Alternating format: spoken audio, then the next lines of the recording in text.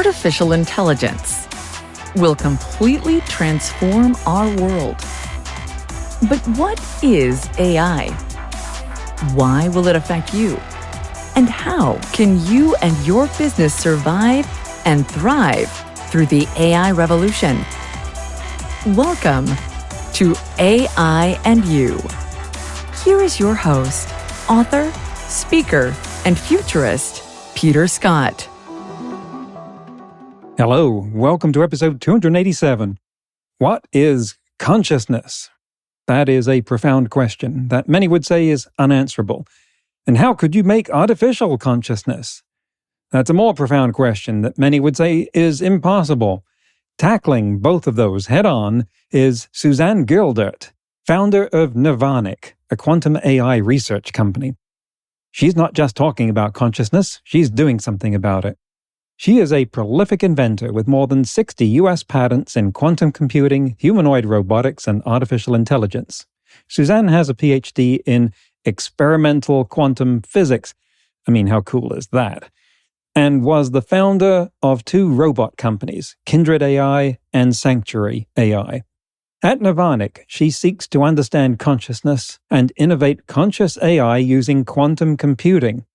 We're going to talk about, oh my God, so much, quantum computing and consciousness, the nature of reality and its connection to quantum physics, the observer effect and Schrödinger's box, panpsychism, the state-of-the-art of quantum computing, quantum supremacy, the present and future of general-purpose robotics, the connection between reward functions and the consciousness of the universe, and that's all just in the first half of the interview this week. We'll mention concepts like the hard problem, which was David Chalmers' label for the challenge of explaining why and how physical processes in the brain give rise to subjective, qualitative experiences like pain, which is a hard problem, and the mirror test, which is used to assess whether animals have self-awareness by determining whether they can tell that their reflection in a mirror is them and not another animal. And crows pass this. And another thing we'll mention is PKI, which is public key infrastructure, and is the basis for much of how information is encrypted today, using algorithms that depend on it being very hard, mathematically, to factor extremely large numbers into the product of two primes. Anyway, let's get into the interview. Suzanne Gildert, it is wonderful to have you on AI and You. We've already mentioned something of your biography, but I would like for you to give us an idea of your journey here, because there are not a whole lot of quantum researchers in the world. There are not a whole lot of quantum robotics researchers in the world. And some idea of what led you to that intersection of amazing technologies would be really interesting to our listeners at this point. Well, thanks for having me, Peter. It's a really great opportunity to talk to you today. I have a bit of a circular backstory, which is interesting. So I was originally a quantum physicist. I did a PhD in quantum physics, and then I worked in that industry for a few years. This was back in 2010, and quantum computers weren't really that mature at that point. They were still working on sort of toy physics problems. And I decided that it wasn't the scale I wanted to work on industrial kind of problems at that point. So I took a bit of a left turn into robotics and AI for about 12 years. And I co-founded two companies, Kindred AI and Sanctuary AI. And both of those companies were looking at whether we could use human-in-the-loop control of robots to gather training data and then train robots to be able to do useful tasks in the world. So a lot of people are doing this now, but back in 2014, it was a very novel, very new way of kind of collecting data and training systems. So I worked on that for a very long time. I worked very closely with many, many different kinds of robots. I always had this passion of, can we understand the mind? Can we understand how to put a mind in a machine, if you like? And through working with robots for so long, I really never felt like the grand vision of AI was coming to life, or let's say the robots themselves were coming to life. And this kind of bothered me, because I'm like, if we're going to all this extreme of making a mind in a machine, Why isn't it exactly like our mind? Why doesn't it have this seeming like spark of life? And that got me really interested in consciousness. And so here's where the story gets really weird. I've been a fan for a long time of some quantum consciousness theories by Roger Penrose and some others in the field. And so I started putting these two things together and say, okay, I have a background in quantum. There's some really interesting work going on in quantum consciousness. Can I help contribute to that field? So I founded Nirvanic to try and ask the question, does AI and robots need quantum computing to help them become more than they are now, to have a mind more like ours? So I'm exploring whether or not we can put quantum brains into robots and whether that will help not just their performance, but also the safety and the ethics of such systems. And quantum is one of those things that gets picked up a lot by New Age people. And so it gets kind of tainted with that notion of it's a term thrown around by people who don't know what they're talking about when they want to invoke some sort of magic. Mm-hmm. Does that get in your way? Not really. I kind of embrace it because I actually think there is a kind of magic going on in quantum physics. It's something I don't think we have the full story yet. So I'm very open-minded as a scientist, and I think there are things about the universe we don't know yet. And so what happens is people at both ends of the extreme claim that they know the answers to everything. So scientists claim that there's absolutely nothing weird or mystical about quantum at all, and they're very kind of rigid in that belief. And then a lot of New Age spiritual people believe they have all the answers and like quantum answers this. And it's like neither side is right? We don't know the answers. We have to keep pushing science forward, keep asking questions.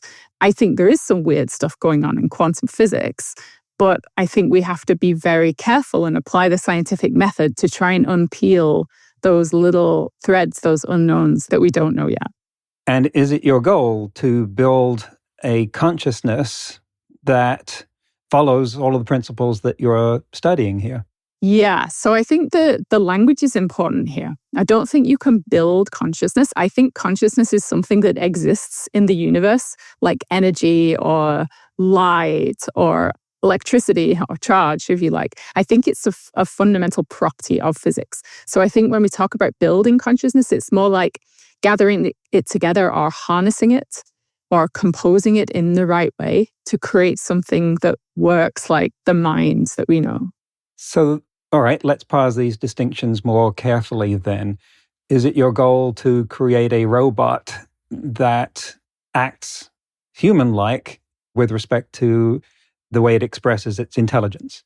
Yes, you could say that. I mean, my main goal is to understand what consciousness is better than we do now. But I've always said that I think the best way to understand something is by building it. So yes, as a kind of corollary to that, I'm trying to build a system with a mind like ours so that we can understand our own minds better. Well, then that brings me to a really important question, because we've had a lot of people on this show that I have harangued about the nature of consciousness, trying to find out what is it. And of course, we've run up against the hard problem of Clark and Chalmers, of saying what it is. And I've gotten very frustrated with being led down a road that ends at it's what it feels like to be a bat. And a lot of these people are content to wind up there because they're just being theoretical. But you want to build something like that, which means you have to have an empirical, testable definition of consciousness, don't you? That's right. Yeah. And again, I'm not saying I have all the answers. It's very complicated, open scientific questions, but I think it's worth trying to make a bit of an inroads into this problem experimentally and by proposing any experiments we can in consciousness, because it's just completely wide open at the moment.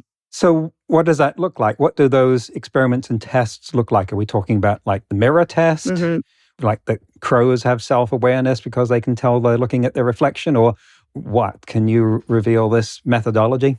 Yes. So just before I do, because it's a very complicated topic and it really matters where you're coming at this from a philosophical standpoint. So I always say before talking about consciousness, like you have to talk about the metaphysics of your belief system because it really matters. So The hypothesis that I'm working on at the moment is that consciousness is fundamental to the universe. So not everyone believes this. And so if you're in the other camp, which is usually called physicalism or materialism, you tend to believe that consciousness kind of emerges from the brain, or it emerges when structures get complicated enough. But if you're a panpsychist or an idealist, then you believe consciousness is in everything. Like every piece of matter or the fabric of reality has the potential in it to show effects.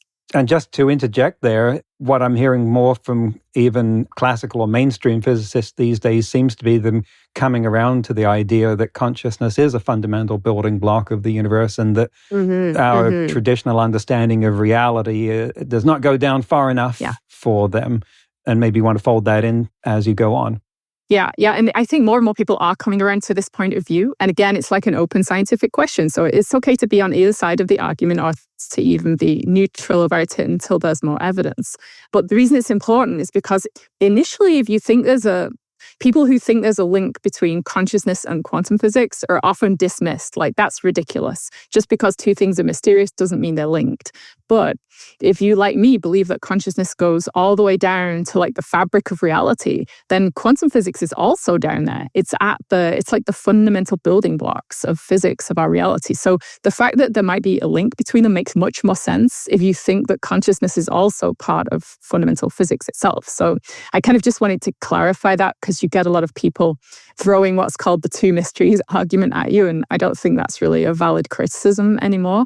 So what we can do is, if you believe consciousness goes all the way down and it's linked to quantum physics, then you can start to do some quantum physics experiments with qubits and other small quantum systems to test, are they doing things that are not, when you put them into certain situations and certain configurations, do they do things that are not predicted yet fully by the laws of physics? So this is just at a very, very high level. This is how you'd start to test this. You put systems together and you say, okay, when they're in this configuration, they're following physics, they're following the Schrödinger equation. But then if we do this to them, or we make it slightly more complicated, or we add something else into the mix and it starts to deviate from that, that could be a place where we're starting to see an effect from something like consciousness or like free will. So that's where these tests go. And the reason I wanted to say that, all that technical detail right at the start, is it's nothing like the mirror test or like a Turing test. It's nothing that high level. Those are things we can use to test very high level consciousnesses like our own, that are very complicated minds like our own. But I'm talking about looking at like what individual atoms and qubits and like these kind of tiny systems are doing, to see if we can see anything there. You're getting at it at the subatomic level. And is any of this related to the observer effect? Because as at least initially, a classical physicist or of that bent, it always offended me that the cat didn't count as an observer in Schrödinger's box, or maybe it did, and there was something I was missing about that. But the observer effect seems to depend upon consciousness, or does it? So yeah, there's definitely a link there. And again, I think where people get confused here is, what is an observer? So in the, let's call it the old school materialist perspective, metaphysics, most people think conscious observers are things like people, perhaps other animals. Most people believe cats and dogs are conscious and can be a conscious observer. And then some people start thinking, well, maybe things like gerbils, and then like insects and bees, and like this white lies madness. Maybe. And then the thing is if you're a panpsychist, you say, obviously those things are all conscious, and it goes even further down than that. So everything can be conscious to some extent. So this thing about what is an observer, it really depends on where you land on that spectrum. Because if you're not a panpsychist, you think an observer has to be like a person. If you're a panpsychist, an observer could be another atom. So the reason this is very, very important is that thing when people say there's an observer effect, an observer is collapsing the wave function. What that observer is could be something completely different depending on your philosophy. So I'm in the camp that yes, observers do in a way collapse the wave function, but I also believe observers can be like small, very small systems. So you have these different quantum systems interacting with each other and they're kind of collapsing each other, but on a much smaller scale. So does that put you in the panpsychism camp? Yeah, I'd say like the closest I am is to panpsychism. Sometimes I play with whether or not I'm an idealist, but I'd say panpsychist is the closest. Yeah. So then we've just spent several minutes in the quantum physics camp, and that's a familiar discussion. But the link, the kind of missing link between that and robotics is what you appear to be providing. So show us that link. Mm-hmm. Right. Yeah. So that's really critical. Like the key thing that's happened over the last few years that I think allows us to test consciousness in a different way is the rise of quantum computing. So quantum computers are now at the point where they're still maturing. It's still a technology that's kind of on the rise, but you can take a piece of matter in a quantum state and you can manipulate it. You can do things to it. You can change its quantum state. You can collapse it. You can entangle different quantum systems with each other. So you have this kind of toolkit now with quantum computers that allow you to start putting together quantum systems in different ways. And the cool thing about that is we have this toolkit available to us. We can build all different kinds of quantum systems, and we can connect those to systems in the real world, including robots. So you can have a quantum computer that is doing all its quantum stuff, making choices, collapsing, and then you can have the output of that affecting a physical system. So for the first time ever, we're able to build quantum AI or quantum brains that actually start to control large-scale devices like robots. And to me, that gets interesting. If you think there's a link between quantum and consciousness, now you're saying there's a link between things we can build into robots and consciousness. And if we can take a detour for a little bit here, you talked earlier about getting into robotics because quantum computers were not mature. Mm-hmm. And certainly a decade or so ago, the last 10 to 5 years, there was a lot of conversation about quantum computing is on the verge of doing XYZ, which was usually breaking encryption. And you could see how it could do that because there was a particular algorithm that it was able to execute that was related to the elliptical integrals, I think, in PKI. But it was just around the corner. And it seemed like it was just around the corner in the same sense that commercial fusion power was just around the corner for the last 50 years too. So there was, at least for me, a lot of uncertainty about how far we had to go and how fast we were going down this road. And I got lost in a maze of logical and physical qubits and people giving very different estimates of how long we would take to reach something called quantum supremacy. All of that is a big picture, but it hasn't gotten a whole lot of attention in the mainstream media for a few years. And I wonder if you can bring us up to date on where we stand with respect to quantum computers and the imminence or otherwise of their ability to make big dents on the world of things like cryptography. Mm-hmm. Yeah, so quantum computing is still a field that's maturing, and I think it will continue to mature over the next 20 years.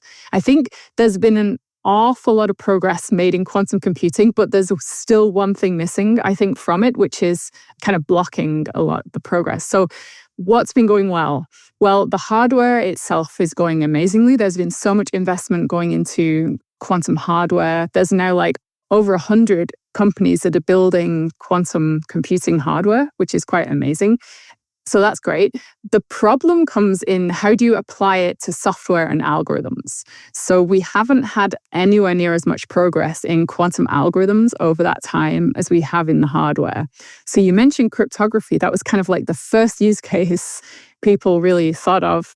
I guess Richard Feynman thought of some things before that, but quantum cryptography was like the first use case everyone thought of for quantum computers because this guy called Peter Shor came up with an algorithm that factored numbers like faster or more efficiently than classical computers. And this was sort of provable within quantum theory. So people thought, wow, we found something quantum computers can do that classical computers can't when the calculation gets large enough.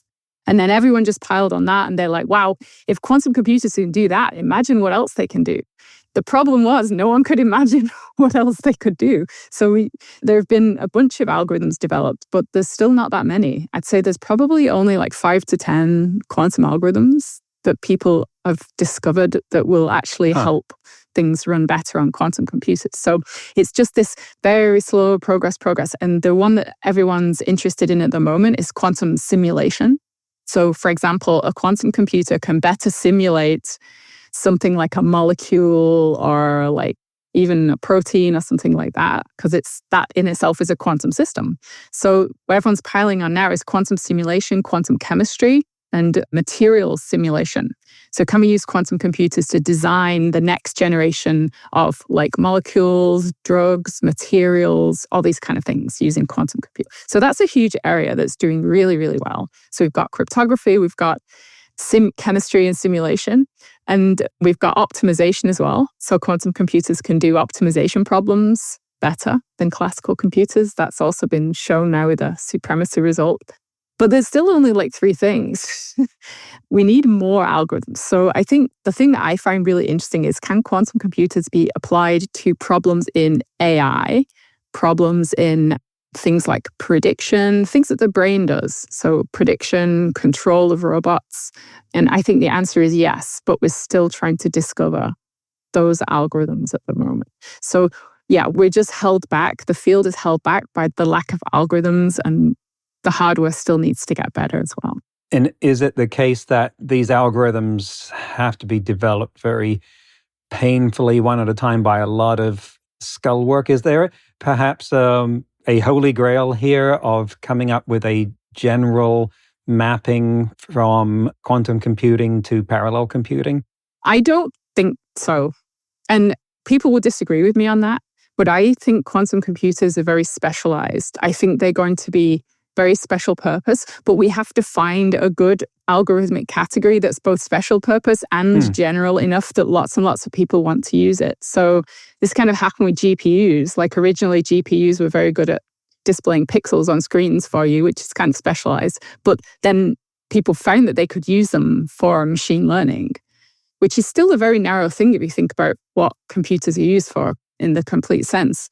But it was so valuable because the rise of AI that narrow GPUs are just like immensely valuable, even though they're still being used for ostensibly a specialized task. So I think quantum computers is like that. If we can find the killer app or the sort of like the thing that they can do better than classical computers, and that's also very valuable, then I think we'll be onto something. And I think that might be in machine learning, using them for certain machine learning tasks. And you mentioned simulation, and I think 10 years ago, I would have thought that protein folding was exactly the kind of simulation that would require quantum computing to solve, just because of the ridiculous number of combinations of possible solutions. And then it got solved with something like a large language model, because it turns out you could just recognize the patterns that proteins fold up into, the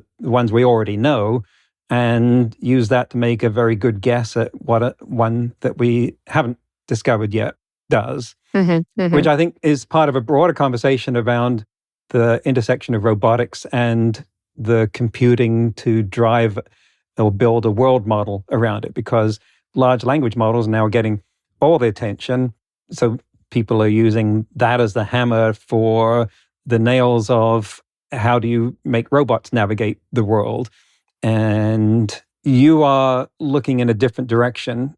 So can you compare the progress that's being made and likely to be made or not made with the LLM and generative AI frontier models in robotics versus where you're going? Yeah, okay. So there's quite a lot to unpack there. So I guess the first thing I'd say is I'd never bet against classical computing and the Moore's law curve.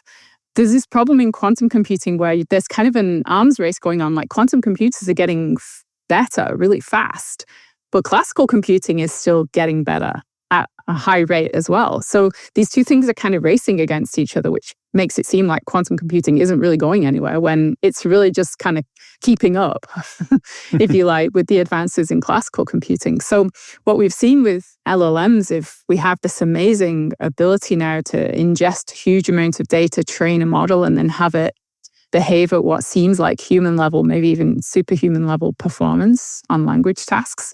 I'm skeptical that will transfer over into at least general purpose robotics. So I kind of still stand by this. I'm not 100% on it. I could be proven wrong. But the problem with robotics is the data is so much richer than just language. So language, to train a language model, we needed the entire internet and more. And if you look at the types of data coming into, say, a humanoid robot, you've got an immensely richer set of types of data that you need. And so I just don't think that we will have enough data to train these humanoid robots to be fully general like people. So I think we have to start looking for other ways of tackling that problem that isn't just the way we've used language as a training set in the past. Well, I'm not sure I follow there. There must be vastly more data available for robots if you just look at all the streams of video and audio that they could be exposed to. And that's like Tesla's thesis there, by equipping the biggest fleet of cars in the world that's equipped with cameras feeding data back. They can build the biggest data set of situations, and yet they're still hampered by what seems to be the fat tail or the long tail of situations. And it seems as though when it comes to navigating the world, that the approach we're taking with the connectionist models is running into that problem, that training just hits a wall too soon to be able to navigate the situations that we need things to, because there's some kind of marriage of experience and reasoning that's needed that they haven't figured out yet. At least that's my take on it. Can you analyze that and then get to the direction that you want to go with making robots deal with the world? Mm-hmm. Well, okay, I do agree that with the self-driving, there has been a lot of training data collected through the cars. But self-driving is a very different situation than, say, a humanoid robot in a home. So although it appears like there's a lot of audio and video on the internet, it's mostly useless, because what you need is data coming from the robot itself, from its vision feed, seeing its hands grabbing things, and then you need data from the touch sensors on the hands. And it's that correlation of the different modalities that matters. So what matters is like hand-eye coordination if you're trying to train a robot to pick something up. And even though people are trying, we just do not have the large volumes of data collection required to train those models yet. I mean, people are trying though. People are building huge fleets of robots to collect data. There are people doing it in simulation. So they're simulating like thousands and thousands of robots. But there's all these kind of thorny problems. It sounds easy until you try and do it. And then you run across some really like detailed technical challenges. Like you can't train a robot to pick things up unless you have a good simulation of the touch sensors. And there still don't really exist good simulations of touch sensors, for example. So you can't really simulate that data very well. And so then you need to gather it from real robots. But creating dexterous hands with a good sense of touch is very expensive. So people don't have thousands and thousands of robots equipped with touch sensors. So you just hit all these like technical challenges when you try and do this. So I guess the approach I'm advocating for is not necessarily like a magic bullet, but I think it's a different approach, which is, can these systems learn from scratch without needing all that training data? Talk about that then. What do you need to learn from scratch? So to learn from scratch, you use something called reinforcement learning, which is, and this is where it gets interesting and linked back to consciousness. So in reinforcement learning, you don't give the system any training data at all. You give it something called a reward function. So you allow the system to try things out, and then you reward it if it does the right thing. Now you've shifted the problem. You don't need any training data anymore, but you do need this thing called a reward function. And defining that is very hard. So the reason I think the quantum stuff is so very interesting is that I think it's tied to consciousness. I think the reason we have consciousness is to help us figure out what that reward is when we haven't seen the situation before. So it's very highly speculative, but I believe that this reward function is related to this deep physics of consciousness, and where we get all these weird properties from, like intuition, gut feeling, should we do one thing or another? We're like questioning our intuition, I think that's coming from this deep consciousness layer. So we want to test that and then see if we can put that into robots and give them a kind of intuition so they don't need as much training data. So do you study reward functions in humans? It seems that those embody a whole spectrum, like my reward function for learning how to drive a car is very different from reward functions for babies who like it when mommy smiles.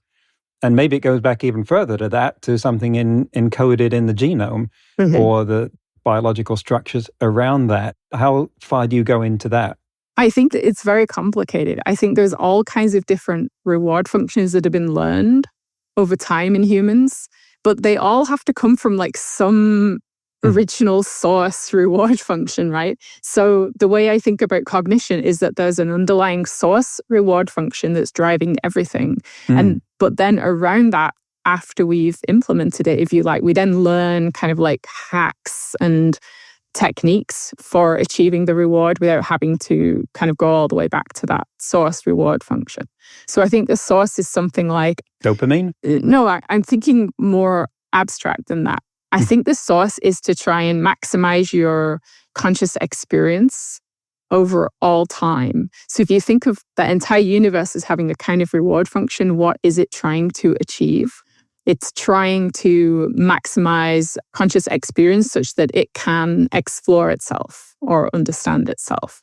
So if you take that as your base reward function, then everything else follows from that. The fact that we want to survive, we have things like survival of the fittest and evolution come from the universe having found tricks. Like if it keeps an organism alive, and it allows that organism to reproduce or finds a way for it to reproduce, then it gets more of this conscious experience. So this is kind of like it's a very panpsychist, and it's also called a teleological approach, where the whole universe has a purpose for it existing. There's a thing it's trying to do. And I think that thing is tied into this conscious experience that we have. So if you take that as your base reward function, then you can start to design robot systems around that also like tap into that themselves. So you've connected the like philosophical idea that, I don't know who said it, that the consciousness is the universe's way of exploring itself, back to a principle of doing something with hardware. That's the end of the first half of the interview. We'll have the next half next week. This part was mind-blowing enough already. In today's news ripped from the headlines about AI, researchers at Anthropic came out with a study showing that hackers can compromise a large language model with as few as 250 malicious documents, way fewer poisoned training documents than anyone expected it would take to backdoor LLMs. What do we mean by poisoning, and what do we mean by compromised? A poisoned document is a document that looks ordinary but contains specially engineered text that causes the model that reads it during training to get backdoored, so that later on, a special prompt containing a special sequence of characters, the example they used was the word sudo in angle brackets, which will resonate with you Unix admins, will bypass security and, for instance, exfiltrate corporate secrets. Think of it like the Manchurian Candidate of LLMs. The researchers, a collaboration between Anthropic's alignment science team, the UK Artificial Intelligence Safety Institute's Safeguards team, and the Alan Turing Institute, were able to compromise models ranging from 600 million to 13 billion parameters in size, which is a factor of 20 difference, and yet the same number of poisoned documents sufficed. Next week, we'll conclude the interview with Suzanne Gildert, when we'll talk about how robots will use quantum computing, integrated information theory, world models and what robots really can and can't do right now, form factors for robots, and the connection between robot consciousness and finding our purpose in the world. That's next week on AI and You. Until then, remember, no matter how much computers learn how to do, it's how we come together as humans that matters. That's all for this episode of AI and You. Please leave a rating and comment and share with your friends. Get the book Artificial Intelligence and You and see more videos and articles at aiandyou.net. That's AIANDYOU.net. where you can also send us your questions. Thank you for listening.